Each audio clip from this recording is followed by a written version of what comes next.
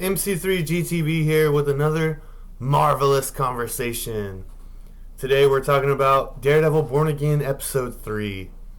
This one, really, really good episode.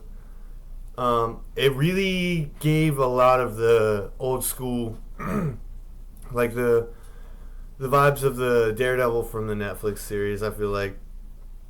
The episode started really kind of slow, but I was expecting it to go directly from the end of the last episode, but I think it actually benefited them to skip ahead to where you don't really know exactly how Matt got out of that situation, because now they can always go back to it and tell it again from a different angle or something like that. It's really, really cool. I also really like that the Puerto Rican culture is like such a huge part of the storytelling and all this here, and Matt sitting down and talking with Hector about it all, and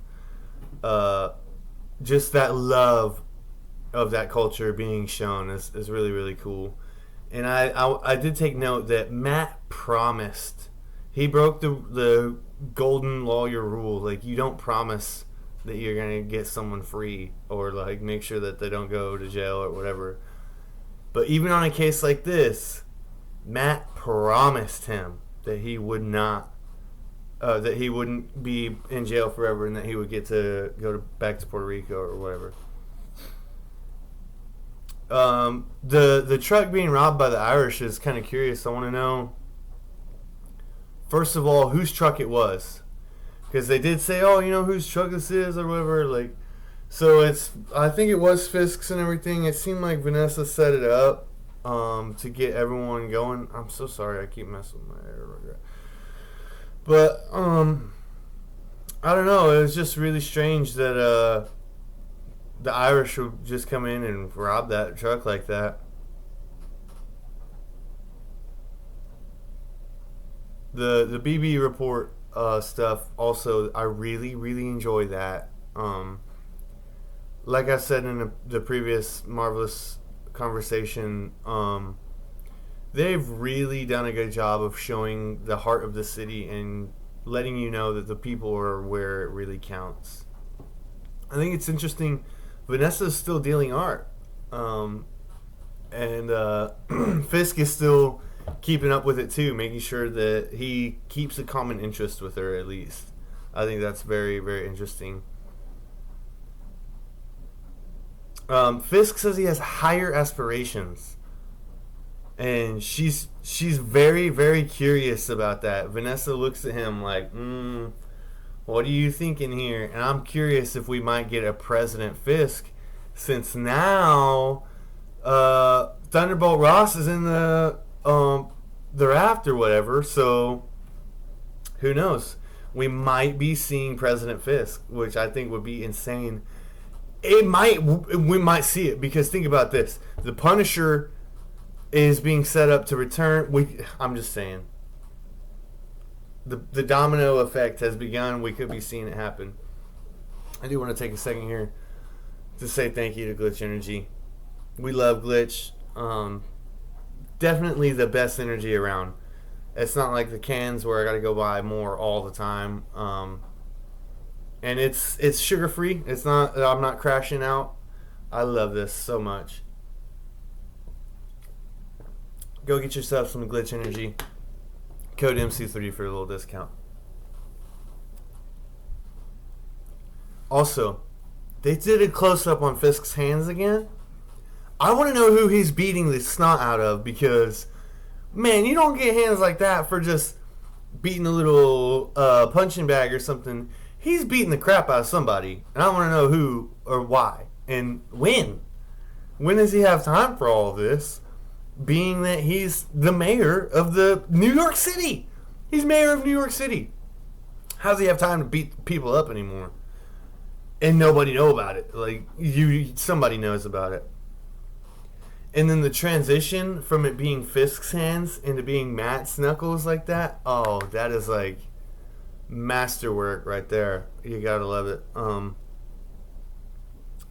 Really, really, really cool that Matt got away from all that situation. Like, that lawyer, it seems like he knew that he couldn't do anything about it and that he's stuck. And the only battle that he has left is against Matt in this particular case. And it's just really cool to see that cop, like, he's still mad about getting whooped by a disabled man.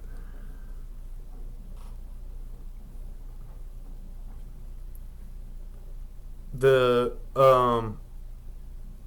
time limit for the episode, it doesn't say exactly how long it was, but I'm gonna have to say it's probably within the same month or so. Because that cop, he still looked like he was pretty beat up from it. It wasn't like he was fully healed. I don't know for sure though, because like those court cases, that's one thing with the editing of the blocking and the timing of the whole scenario, is that it's a court case. Like, that's not just like in and out, 1 day, 2 day, 3 day done thing. Like, so it's very difficult for them to put that together, but I think they did a very good job at it. And I don't think that it hurt the story at all to have those little moments where, you know, okay, it's been a week or so, or 2 weeks maybe. Like, I don't think it necessarily killed anything off, because it gives you these points of time that, like, you know, Hector's been in there this whole time getting beat up while he's in jail, and he's been having to suffer with that and all this. So that's really, it added to the show in a lot of ways, I think. Really did not expect him to show the black and white of New York City like this, with the reporter having the drugs like he had, to bribe the informant or whatever. Like, I guess that's what you want to call the guy. That's just, it's real stuff. It happens in real life, but I never would have imagined that Disney Plus would be like, okay, yeah, that's fine, you can put that in there.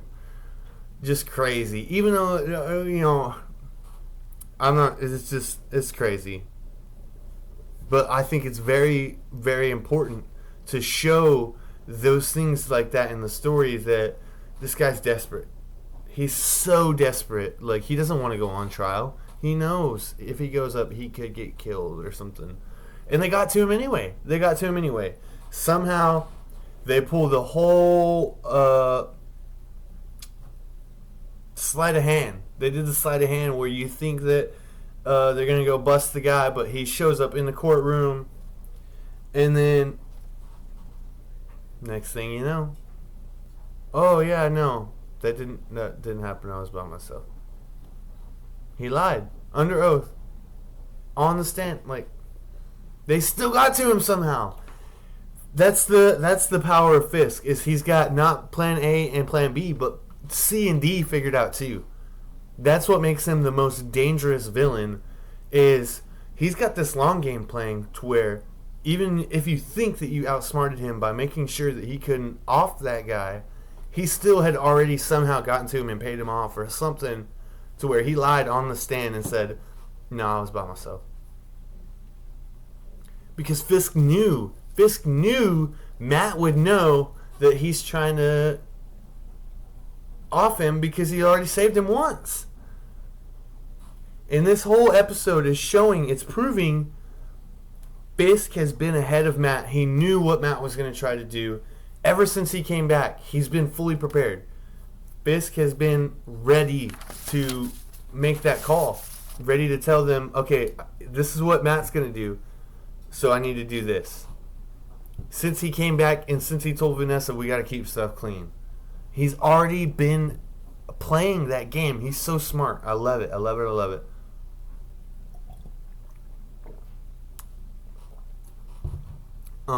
The worst part about all this, though, Matt knows that he put himself on the line because he got physically involved in that case.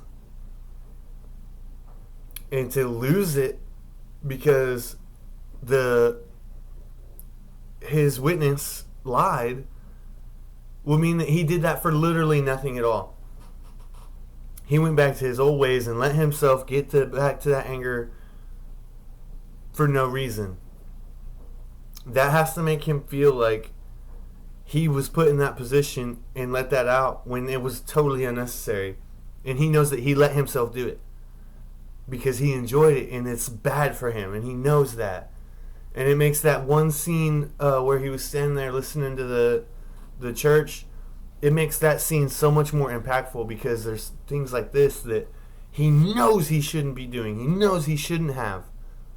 But he did it, and he enjoyed it, and he's that much more angry at himself because he enjoyed it, and it was never necessary because ultimately it led to nothing, and he still had to do another thing to be able to get to the next part of the case or win it or whatever. Like,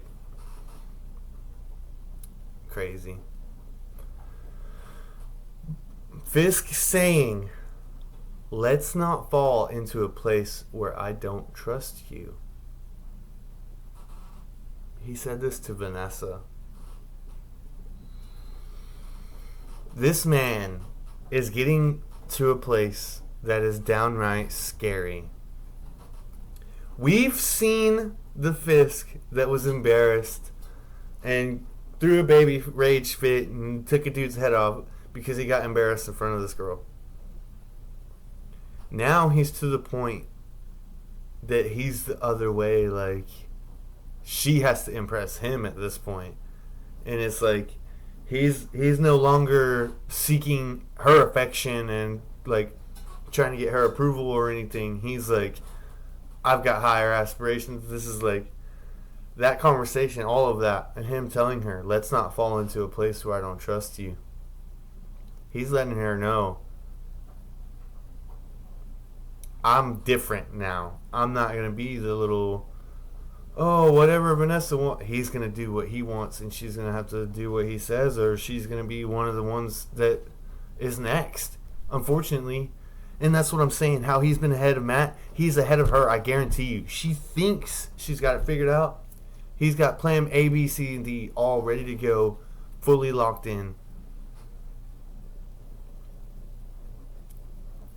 This part with Matt pulling out the mask and fighting dirty like that, it's something he would have never wanted to do, but like I said, he had no choice because he knew he himself got physically involved and he put himself on the line, not as Daredevil, but still that representation of those vigilantes. And he knew if he didn't do something, there was going to be more people just like that got the same treatment. And he fought dirty. And that judge, I'm so surprised because I thought that the judge was actually under Fisk, but he was 100%. Fisk actually allowed this judge to be unbiased, which this is incredible to me. Like, he's letting the justice system do what it's supposed to do. But he knows he's got to go beyond the justice system when he fails. And it's just insane.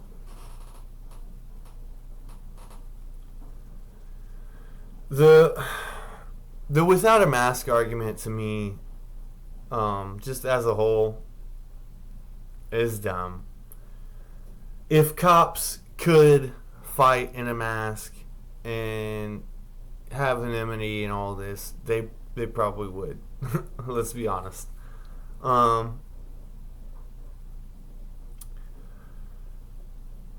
I just don't think it's fair to say that, oh, he's fighting this with a mask because he's a criminal and doesn't want people to know his identity. Like, he's not doing it for the fame and for the attention. He's doing it because it's the right thing to do. That's what he said so many times. It's the right thing to do. It's not about, and that's what a lot of the misconception of the idolization of a person versus an idea. Like, Superman in his own right is the person, but the idea of Superman, that's like the I think it's in Dark Knight when Batman is saying, like, it's not about Bruce Wayne. It's about the idea that there's someone like Batman that is protecting us. In this situation, we have these people, they're protecting New York City. So why would you say that, oh, they're hiding their face, so they're bad people? Like Matt's argument, how he said all of these police reports and every one of them had White Tiger, they're assisting. Like, why would you say that he's a bad person just because he has his face covered? Like, the best people in the world do stuff in complete anonymity, however you say it. I'm sorry. There's a tongue twister there. There's the richest people that you've never met in your life, never heard of ever, doing the most to save the rainforest and stuff like that, and you'll never hear about them ever because they want it that way, and that's the way it should be. And that's what I apply it the same to here. Like, just because you can show your face doesn't mean you should, because like in Tony Stark's case, that's a double-edged sword. And I just think that's a really dumb argument that if you're on the side of, oh, well, he's got his face covered up, so obviously he's got something to hide, you're dumb. I'm sorry. That's a bad argument. You just bad argument. And like I said again, this show really gives you so much of New York City. You get the lights, the sounds, you get the people, and it's really like a love story to me, I think, where these two people want the same thing, but only one of them is going to be able to have it. And New York City is that one thing that these two people love so badly, but only one of them is going to be able to have New York. And the gritty fight for it is what we're all here for. And it's slowly building to be this thing that, we're going to look back at this 10 years from now and remember it as not just a really great show, but a testament to how much appreciation there is for places like New York, and how much places like that matter to everyone in the world. Like, I don't know if there's anyone in the world that doesn't know New York City. Like, there's a place for New York City in the heart of everyone.